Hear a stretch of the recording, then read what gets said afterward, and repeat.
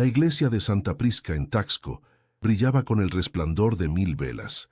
Teresa Ríos, de 26 años, caminaba por el pasillo central con un vestido de novia que había costado más de lo que su madre ganaba en 2 años como enfermera. Su corazón latía desenfrenado, una mezcla de nervios y emoción. Jamás imaginó que ella, hija de una familia de clase media de Cuernavaca, terminaría casándose con Francisco Montero Salvatierra, heredero de una de las fortunas más importantes de México. «Estás hermosa», susurró Francisco al verla llegar al altar, sus ojos oscuros brillando con una intensidad que Teresa había aprendido a amar durante los últimos 8 meses. El sol de la tarde filtraba rayos dorados a través de los vitrales coloniales mientras intercambiaban votos. En primera fila, doña Carmela Salvatierra, madre de Francisco, observaba con expresión indescifrable sus manos enjolladas perfectamente inmóviles sobre su regazo. Teresa intentó captar su mirada, buscando algún indicio de aprobación, pero los ojos de su nueva suegra permanecieron fijos en su hijo, como si ella, la novia, fuera invisible. La recepción se celebró en la antigua hacienda familiar de los Montero, a las afueras de Taxco. 400 invitados, orquesta en vivo y champán francés que fluía como agua. Teresa, proveniente de un mundo tan distinto, se sentía como una actriz en una película, interpretando un papel para el que no estaba preparada. ¿Eres feliz?, preguntó Claudia, su mejor amiga desde la universidad, mientras se retocaba el maquillaje en el baño de mujeres. Más que nunca, respondió Teresa, pero algo en su voz tembló. Recordó la primera vez que vio a Francisco en aquella exposición de arte contemporáneo en Ciudad de México. Cómo él, sin conocerla, había comprado la pintura que ella estuvo admirando toda la noche, solo para regalársela. Los viajes sorpresa a París y Nueva York, la propuesta de matrimonio en Cabo, con un anillo de diamantes que parecía una estrella caída del cielo.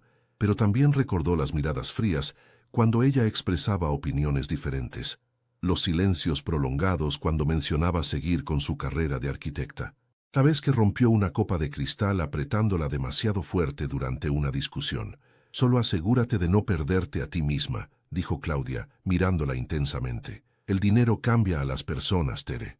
«Francisco no es así», defendió Teresa, aunque un nudo se formaba en su estómago.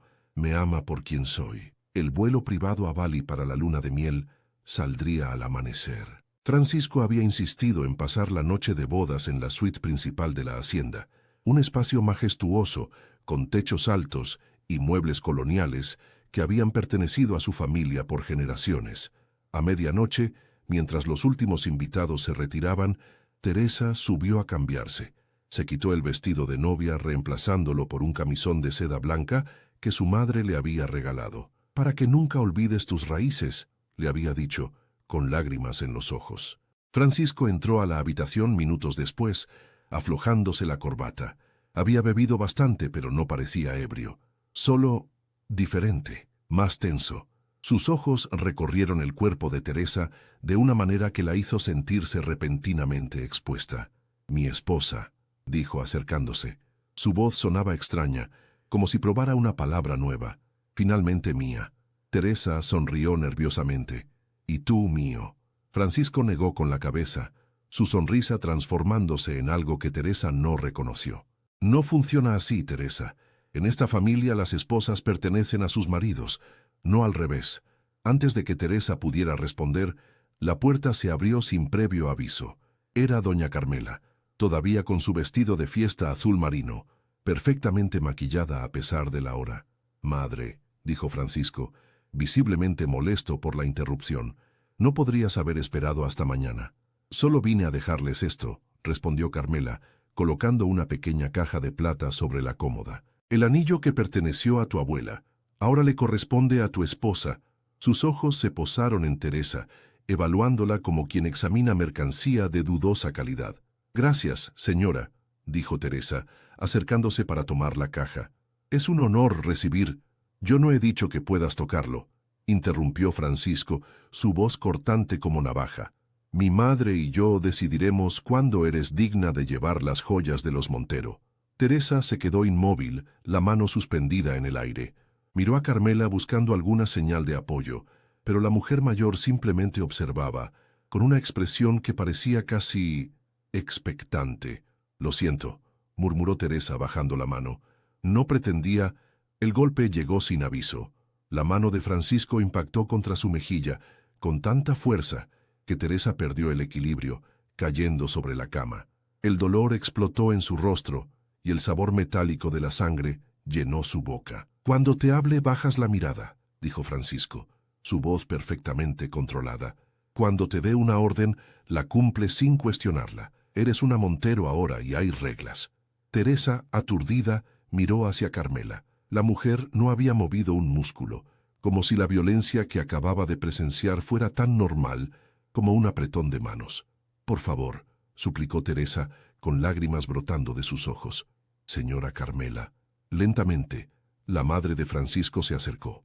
Por un segundo, Teresa creyó ver compasión en sus ojos, pero entonces Carmela sacó un pañuelo de seda de su bolso y se lo tendió a su hijo.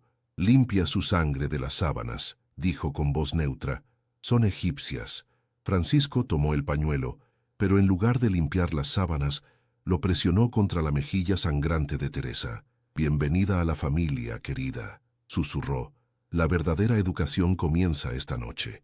Mientras Carmela salía de la habitación cerrando suavemente la puerta tras de sí, Teresa comprendió con horror que esta no era la primera vez que madre e hijo representaban esta escena, y que, a menos que encontrara una forma de escapar, no sería la última. El amanecer encontró a Teresa sentada frente al espejo del baño, aplicando maquillaje con manos temblorosas. El moretón en su mejilla izquierda se había oscurecido durante la noche, extendiéndose como una mancha de tinta bajo su piel. Francisco dormía profundamente en la habitación contigua, su respiración pesada tras haberle exigido sus derechos maritales después de golpearla. «Cúbrelo bien», se dijo a sí misma en voz baja, presionando la base de maquillaje sobre la herida. «Nadie puede ver esto». El reflejo le devolvió la mirada de una extraña. ¿Dónde estaba la Teresa que había ganado becas por su inteligencia? La que había jurado nunca depender de un hombre como su madre, había dependido de su padre antes de que éste las abandonara. Mientras terminaba de maquillarse, su mente trabajaba frenéticamente. El vuelo a Bali saldría en 3 horas.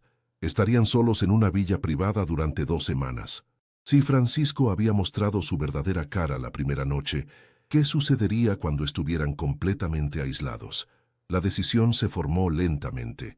No podía subir a ese avión. Salió del baño con una sonrisa practicada. Francisco ya estaba despierto, revisando mensajes en su teléfono. «Buenos días, esposo», dijo con una dulzura calculada.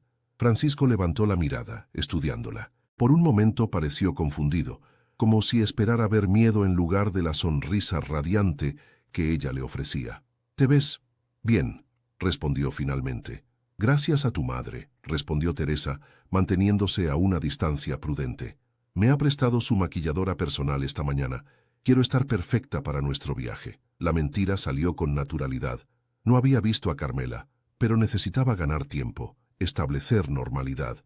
«Hablando de eso», continuó, «olvidé empacar mis medicamentos para el mareo. ¿Podríamos pasar por una farmacia antes de ir al aeropuerto?» Francisco frunció el ceño. «¿Desde cuándo sufres de mareos?» «Desde siempre», improvisó Teresa. «Normalmente tomo algo antes de volar. Con los nervios de la boda se me olvidó prepararlo». Después de un momento de consideración, Francisco asintió. «Le diré a Ramírez que nos lleve a una farmacia en el camino». Teresa respiró aliviada. Primera barrera superada. Bajaron a desayunar a la terraza de la hacienda. Carmela ya estaba allí, elegante como siempre, bebiendo té mientras leía el periódico. Levantó la mirada cuando entraron, sus ojos deteniéndose brevemente en la mejilla maquillada de Teresa. «Buenos días, madre», saludó Francisco besándola en la mejilla. «Buenos días, señora Carmela», dijo Teresa, intentando que su voz no temblara. Carmela inclinó levemente la cabeza. «¿Dormiste bien, querida?». La pregunta, pronunciada con falsa dulzura, hizo que el estómago de Teresa se retorciera. Sabía exactamente lo que había sucedido. «Como un bebé», respondió, sosteniendo la mirada de su suegra. Algo pasó por los ojos de Carmela. ¿Sorpresa? ¿Respeto? Fue tan fugaz que Teresa no pudo descifrarlo. El desayuno transcurrió en una tensa normalidad. Francisco habló sobre los lugares que visitarían en Bali, mientras Teresa asentía y sonreía en los momentos adecuados. Cuando él se excusó para hacer una llamada, Teresa se encontró a solas con su suegra. «El maquillaje no es suficiente», dijo Carmela, sin levantar la vista de su té. «Necesitas hielo para reducir la inflamación». Teresa se quedó paralizada. «¿Disculpe? La primera vez que mi esposo me golpeó fue también en nuestra noche de bodas», continuó Carmela, su voz extrañamente distante. «Me rompió 2 costillas. Aprendí a esconder los moretones con pañuelos de seda y excusas elaboradas». Teresa sintió un escalofrío recorrer su espalda. «¿Por qué me dice esto?» «Porque necesitas entender dónde estás», respondió Carmela, finalmente mirándola directamente. «Los hombres Montero tienen 2 caras, la que muestran al mundo y la verdadera. Lo que viste anoche se empeorará». «¿Y usted lo permitió?», preguntó Teresa, la indignación superando momentáneamente su miedo. «¿Vio cómo su hijo me golpeaba y no hizo nada?». Una sonrisa amarga se dibujó en los labios perfectamente pintados de Carmela. «¿Qué esperabas? ¿Que lo detuviera? Los patrones se repiten, Teresa, de padres a hijos». «Yo no seré como usted», afirmó Teresa. «No viviré así». «Todas decimos eso al principio», respondió Carmela volviendo a su periódico. «Luego aprendemos a sobrevivir». El regreso de Francisco interrumpió la conversación. Teresa sintió su mano pesada sobre su hombro y se obligó a no estremecerse. «El auto está listo», anunció. «Pasaremos por la farmacia y luego al aeropuerto». Teresa asintió, levantándose. «Iré por mi bolso». En la habitación, recogió rápidamente su celular y lo guardó en el bolsillo de su chaqueta. No podía llevarse mucho más sin levantar sospechas. El plan era simple y desesperado. En la farmacia encontraría la manera de escapar. Cuando bajaba las escaleras, se sorprendió al ver a Carmela esperándola en el vestíbulo sola. «Toma», dijo la mujer mayor, extendiéndole un pequeño sobre. «Lo necesitarás». Teresa lo aceptó con confusión. Dentro había varios billetes de alta denominación y una tarjeta con un nombre y un número telefónico. «¿Qué es esto?». «Mi abogado», respondió Carmela en voz baja. «Le he estado pagando durante años para recopilar evidencia contra la familia Montero. Contra mi propio esposo y ahora contra mi hijo». Teresa la miró atónita. «No entiendo». «Anoche no intervine porque necesitaba que vieras la verdad por ti misma», explicó Carmela. «Necesitaba estar segura de que tendrías el valor de hacer lo que yo nunca pude». «¿Y qué es eso?». Los ojos de Carmela se endurecieron. «Destruirlos. A todos ellos». Antes de que Teresa pudiera responder, la puerta principal se abrió. Francisco entró, seguido por el chofer que cargaba las maletas. «¿Lista?», preguntó mirando con sospecha la cercanía entre su madre y su esposa. Teresa guardó discretamente el sobre en su bolso. «Completamente lista», respondió. Y por primera vez desde la noche anterior, no estaba fingiendo. La farmacia estaba en el centro de Taxco, una pequeña tienda de fachada colonial, con campanillas que sonaron cuando Teresa y Francisco entraron. El dependiente, un hombre mayor con lentes de montura gruesa, los saludó con una inclinación de cabeza. «Busco algo para el mareo», dijo Teresa, acercándose al mostrador mientras Francisco se quedaba atrás, revisando su teléfono con impaciencia. «¿Viaje largo?», preguntó amablemente el farmacéutico. «Más de lo que imagina», respondió ella en voz baja. Mientras el hombre buscaba entre los medicamentos, Teresa miró disimuladamente hacia la puerta trasera. Una salida. Podría pedirle usar el baño, escapar por allí. Pero, ¿después qué? Francisco la encontraría. Los Montero tenían influencia en todo México. «Señora Montero», la voz de Francisco interrumpió sus pensamientos. «El chofer dice que hay tráfico hacia el aeropuerto. Debemos irnos ya». Teresa sintió que su oportunidad se desvanecía. Tomó rápidamente las pastillas que le ofrecía el farmacéutico y pagó. Mientras Francisco la guiaba hacia la salida, su mano firmemente agarrada a su brazo, Teresa vio su reflejo en el espejo de la tienda, una mujer atrapada, con pánico en los ojos. De repente una idea, tan simple que podría funcionar. «Olvidé mi recibo», dijo deteniéndose. «Necesito comprobar que pagué el precio correcto». Francisco suspiró con irritación. «Date prisa». Teresa volvió al mostrador. El farmacéutico la miró con curiosidad. «Necesito ayuda», susurró rápidamente. «Mi marido me golpeó anoche. Tengo que salir de aquí». Los ojos del hombre se agrandaron, mirando hacia Francisco que esperaba en la puerta, y luego hacia la mejilla maquillada de Teresa. «El baño», murmuró. Hay una ventana que da al callejón. Mi sobrino estará allí con su taxi en 2 minutos. Gracias, respiró Teresa. Luego, en voz alta, disculpe, ¿podría usar su baño antes de irnos? El farmacéutico asintió. Por supuesto, señora. Al fondo a la derecha. Vuelvo enseguida, le dijo Teresa a Francisco, que asintió con impaciencia. El baño era pequeño y austero. Teresa cerró la puerta con seguro y corrió hacia la ventana. Era estrecha, pero suficiente para que pasara. Con esfuerzo logró abrirla y deslizarse hacia el exterior, cayendo sobre cajas de cartón en el callejón. Un joven esperaba junto a un viejo Nissan blanco. ¿Usted es la señora que necesita ayuda?, preguntó en voz baja. Teresa asintió, sin aliento. Por favor, rápido. Se metió en el taxi justo cuando escuchó a Francisco llamándola desde dentro de la farmacia. El auto arrancó, perdiéndose entre las callejuelas empedradas de Taxco. ¿A dónde la llevo?, preguntó el joven conductor mirándola por el retrovisor.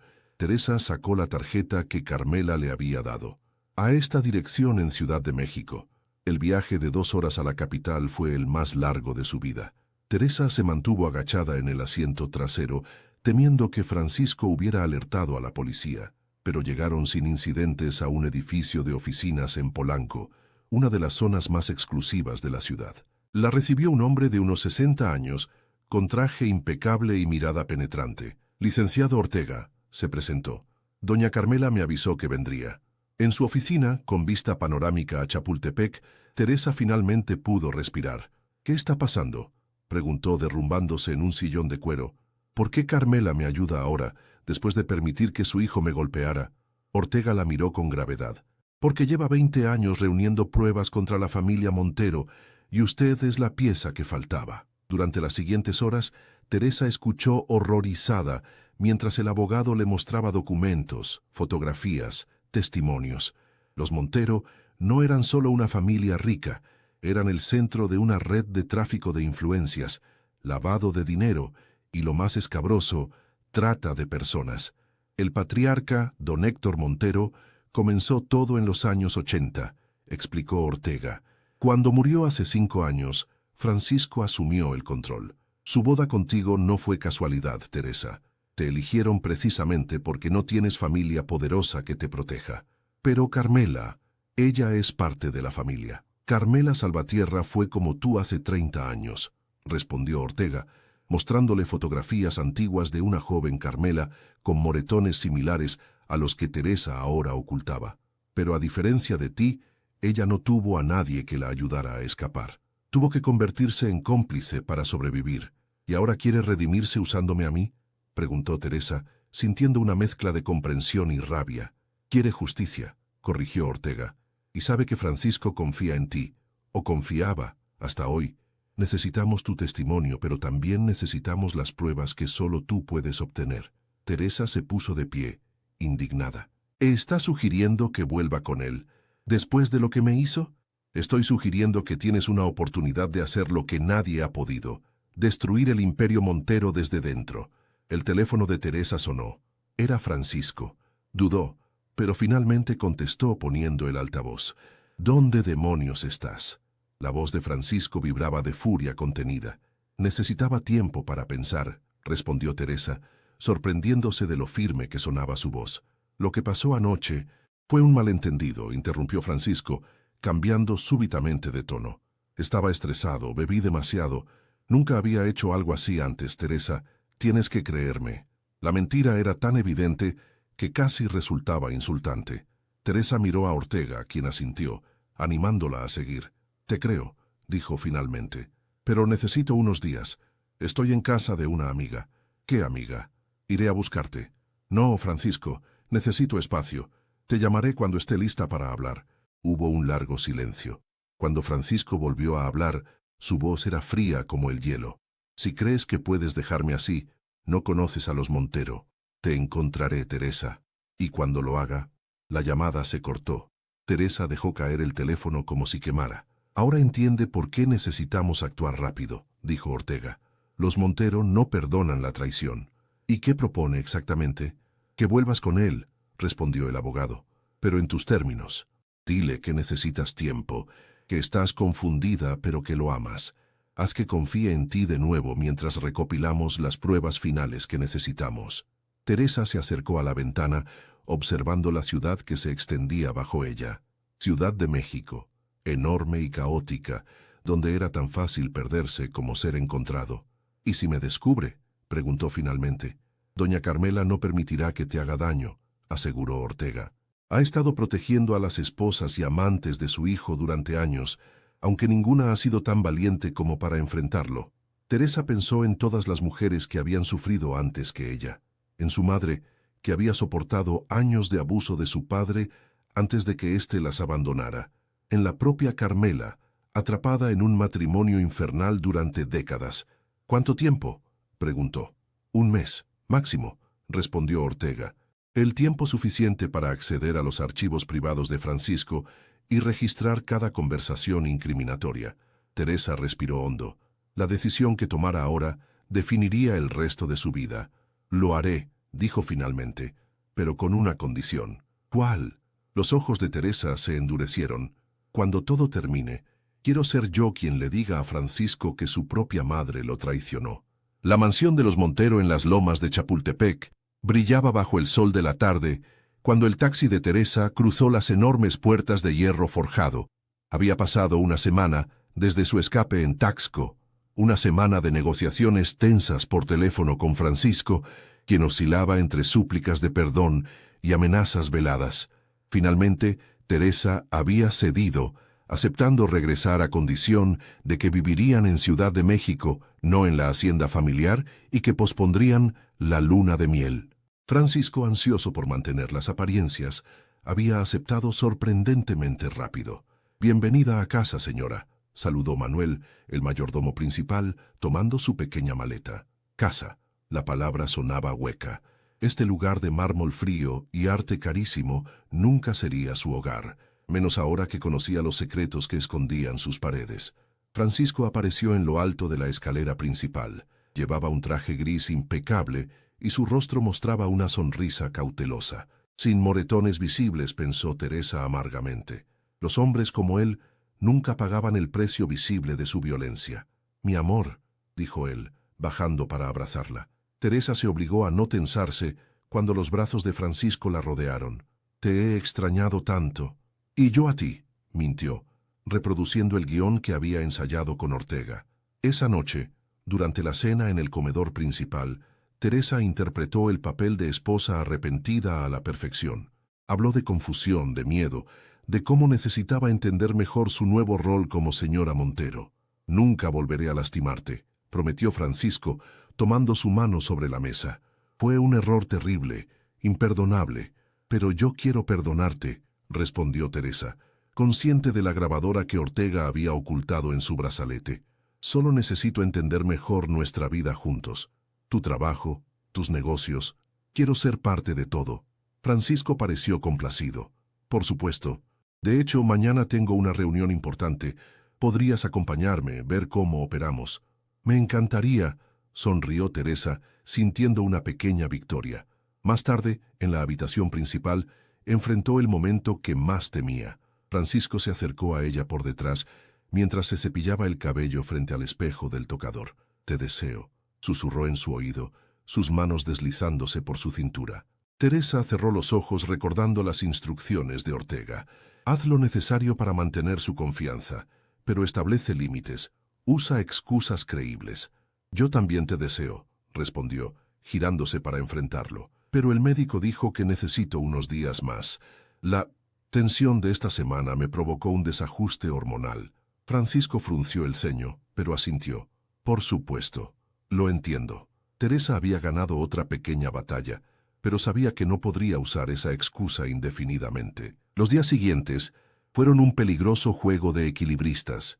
Teresa acompañaba a Francisco a reuniones, sonreía en cenas de negocios y gradualmente fue ganando acceso a áreas de la mansión anteriormente vetadas para ella, incluido el despacho privado. Una tarde, mientras Francisco estaba en el club de golf, Teresa finalmente tuvo su oportunidad. Con la ayuda de claves proporcionadas por Carmela, accedió a la computadora personal de su esposo. Lo que encontró confirmó sus peores sospechas. registros de transferencias millonarias a funcionarios del gobierno, fotografías comprometedoras usadas para chantaje, y lo más perturbador, documentos detallando el tráfico de mujeres jóvenes desde Centroamérica, disfrazado como una agencia de modelos. Teresa copió todo en la memoria USB que Ortega le había dado, sintiendo náuseas. Cuando terminó, borró cuidadosamente sus huellas digitales del teclado y salió del despacho. Al girar en el pasillo, se encontró cara a cara con Carmela. ¿Encontraste lo que buscabas?, preguntó la mujer mayor, su rostro inescrutable. Teresa se tensó. No sé de qué habla. No insultes mi inteligencia, Teresa, respondió Carmela acercándose. He notado cómo revisas cada habitación, cómo estudias cada conversación. Estás reuniendo evidencia. Por un momento terrible, Teresa pensó que todo había sido una trampa elaborada, que Carmela la había engañado para que regresara solo para entregarla a Francisco. Tranquila, dijo Carmela, leyendo su miedo. Si quisiera detenerte, no te habría dado el contacto de Ortega. ¿Por qué?, preguntó Teresa. ¿Por qué traicionar a su propio hijo? La expresión de Carmela se oscureció. Porque ya no es mi hijo, es la viva imagen de su padre, el mismo hombre que me rompió más huesos de los que puedo contar, que me obligó a ser cómplice de sus crímenes, que destruyó cada parte de mí hasta que olvidé quién era. Podría haberlo detenido antes, acusó Teresa. Podría haber salvado a muchas mujeres. Lo intenté una vez, respondió Carmela, y por primera vez Teresa vio verdadero dolor en sus ojos. Tenía pruebas, testigos. La noche antes de ir a las autoridades, mi esposo mató a mi hermana menor. Me mostró fotografías del cuerpo y me dijo que mi madre sería la siguiente si hablaba. Teresa sintió que el suelo se movía bajo sus pies. Lo siento, murmuró. No necesito tu lástima, respondió Carmela, recuperando su compostura. Necesito que termines lo que empezamos. Francisco sospecha algo. Lo veo en sus ojos cuando te mira. ¿Qué debo hacer? Ortega tiene suficiente para actuar. Mañana presentará la denuncia formal, con protección federal. Esta noche debes salir de esta casa. Teresa asintió, pero antes de que pudiera responder, escucharon la puerta principal abrirse. Francisco había regresado antes de lo previsto. Ve a la habitación, susurró Carmela urgentemente. Actúa con normalidad. Yo lo distraeré. Teresa subió rápidamente las escaleras, la memoria USB firmemente apretada en su puño. Desde el rellano, escuchó a Carmela saludar a su hijo con falsa calidez. Francisco, querido, no te esperábamos tan temprano. La reunión terminó antes, respondió él, su voz ligeramente tensa. ¿Dónde está Teresa? Descansando. Ha tenido migraña toda la tarde. Teresa entró a la habitación principal y escondió la memoria USB dentro del forro de un cojín decorativo. Luego se recostó en la cama, fingiendo dormir. Minutos después, sintió a Francisco entrar y quedarse observándola en silencio. Mantuvo su respiración uniforme, aunque su corazón golpeaba con fuerza contra sus costillas. «Sé que estás despierta», dijo finalmente Francisco. Teresa abrió los ojos lentamente, encontrándose con la mirada fría de su esposo. «Me asustaste», murmuró, incorporándose. «No te oí entrar». «Curioso», respondió él, sentándose en el borde de la cama. «Porque Manuel te vio subir corriendo las escaleras hace apenas 10 minutos». El miedo se expandió por el pecho de Teresa como hielo líquido. Tenía prisa, improvisó. La migraña empeoró de repente. Francisco extendió la mano para acariciar su mejilla. El gesto, que debería haber sido tierno, se sentía como una amenaza. «¿Sabes? He estado pensando», dijo, sus dedos rozando el lugar donde había golpeado días atrás. «No hemos tenido nuestra luna de miel. Deberíamos irnos mañana mismo. Lejos de distracciones. Mañana». Teresa intentó que su voz no revelara su pánico. «Es muy precipitado. Tienes reuniones toda la semana». «Las cancelaré», respondió Francisco. Su sonrisa no alcanzaba sus ojos. «Mi esposa es más importante, a menos que tengas otros planes, por supuesto». Era una trampa y Teresa lo sabía. Francisco sospechaba algo y estaba intentando alejarla de cualquier ayuda. «Por supuesto que no», respondió, forzando una sonrisa. «Solo me preocupan tus negocios». «Mis negocios pueden esperar», insistió él levantándose. «Prepara tus maletas, salimos al amanecer». Cuando Francisco salió, Teresa esperó unos minutos antes de tomar su teléfono y enviar un mensaje cifrado a Ortega, tal como habían acordado en caso de emergencia. Operación adelantada, mañana imposible. La respuesta llegó casi inmediatamente. Entendido. Plan B esta noche. 23:00 horas. Plan B. Teresa respiró hondo. Significaba una redada federal esa misma noche, antes de que tuvieran todas las pruebas necesarias. Más arriesgado, menos certeza de condenas largas, pero no había alternativa. La cena fue un ejercicio de autocontrol. Francisco habló animadamente sobre Maldivas, su nuevo destino para la luna de miel, mientras Teresa asentía y sonreía, consciente de Carmela observándolos desde el otro extremo de la mesa.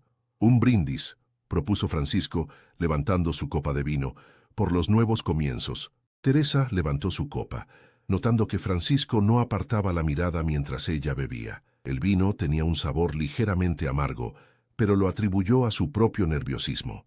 Media hora después, mientras tomaban café en la terraza, Teresa comenzó a sentirse extrañamente mareada. Su visión se nublaba por momentos, y las palabras de Francisco llegaban distorsionadas, como a través de agua. ¿Te encuentras bien, querida?, preguntó él, su voz sonando distante. Pareces indispuesta. Estoy bien, murmuró Teresa, pero su lengua se sentía pesada. Intentó levantarse y sus piernas cedieron. Francisco la sostuvo, su agarre dolorosamente fuerte. Creo que necesitas recostarte, dijo, su tono falsamente preocupado. Déjame ayudarte. Con horror creciente, Teresa comprendió lo que sucedía. La había drogado.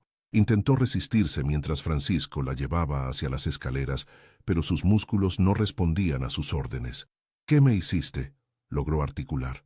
Solo un pequeño sedante, respondió él tranquilamente, para que puedas descansar antes de nuestro viaje, a menos, claro, que tengas otros planes para esta noche.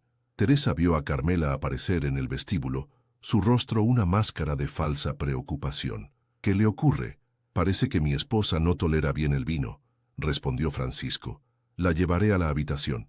Sus miradas se cruzaron por un instante. En los ojos de Carmela, Teresa vio un mensaje claro: resiste. Los minutos siguientes pasaron como en una pesadilla borrosa. Francisco la depositó en la cama, cerró las cortinas y salió cerrando la puerta con llave. Teresa luchaba por mantener la conciencia, sabiendo que el plan B estaba en marcha. Necesitaba estar despierta para cuando llegaran las autoridades. Concentrándose con todas sus fuerzas, logró arrastrarse hasta el baño y meterse 2 dedos en la garganta, provocándose el vómito. Expulsó parte de la droga, pero aún sentía la cabeza pesada y los miembros entumecidos. El reloj digital en la mesita de noche marcaba las 22:40.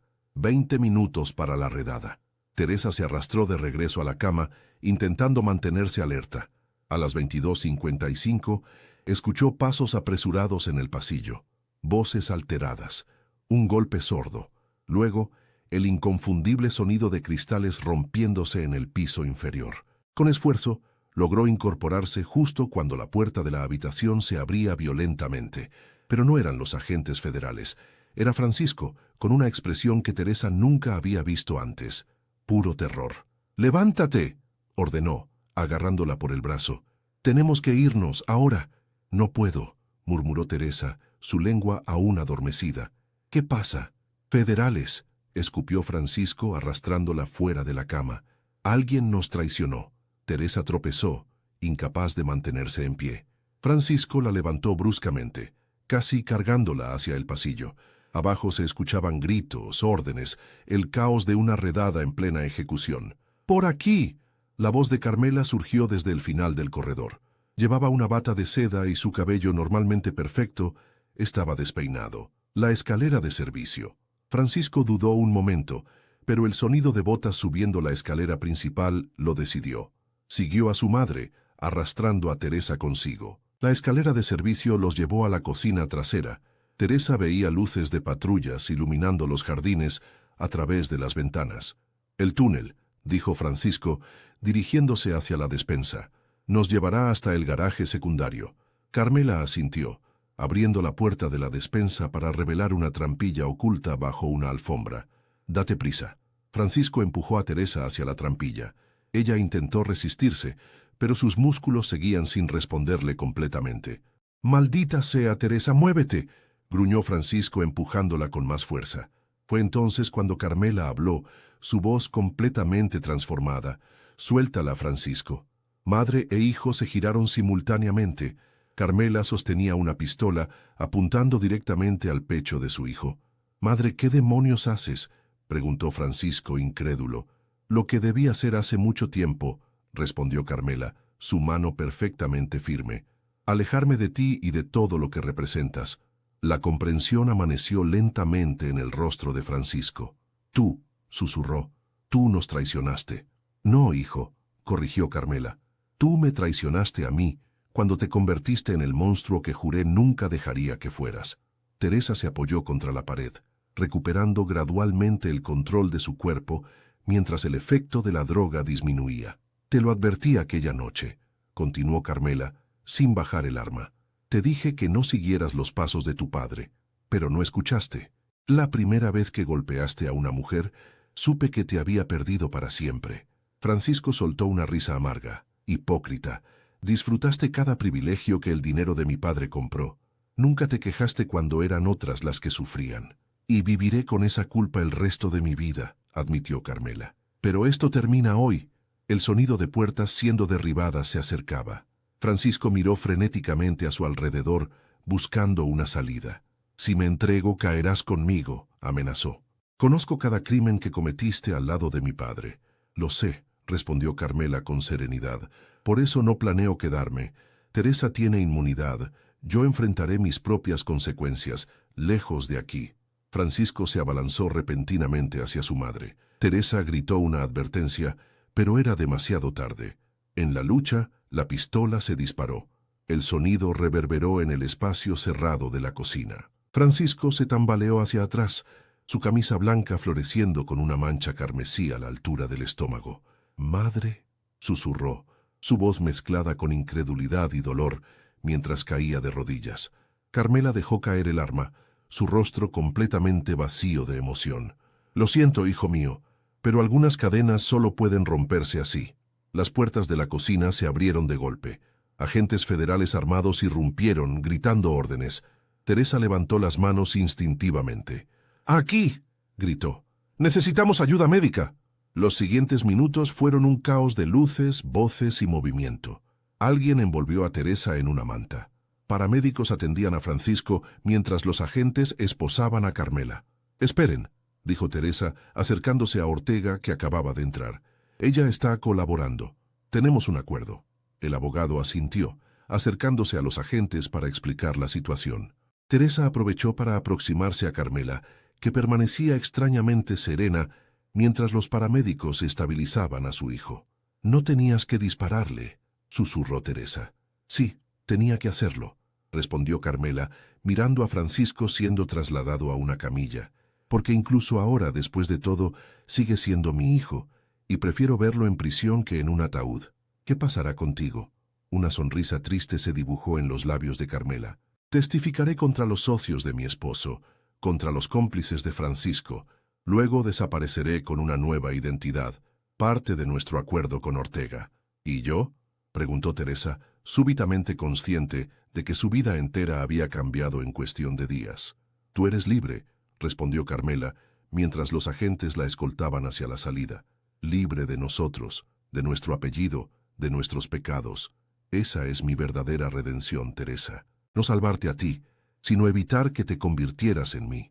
En las primeras horas de la madrugada, Teresa observaba desde una ventana del apartamento seguro proporcionado por la Fiscalía cómo las luces de Ciudad de México brillaban bajo un cielo que comenzaba a aclararse. Francisco sobreviviría para enfrentar juicio. La red criminal de los Montero estaba siendo desmantelada, y ella, Teresa Ríos, no Montero, estaba viva. Su teléfono vibró con un mensaje de un número desconocido. «Algunas jaulas tienen puertas invisibles. La tuya está abierta ahora. Úsala bien. C». Teresa contempló la ciudad que se despertaba bajo un nuevo día. Por primera vez en mucho tiempo, respiró sin miedo. El futuro era un lienzo en blanco y esta vez solo ella sostendría el pincel.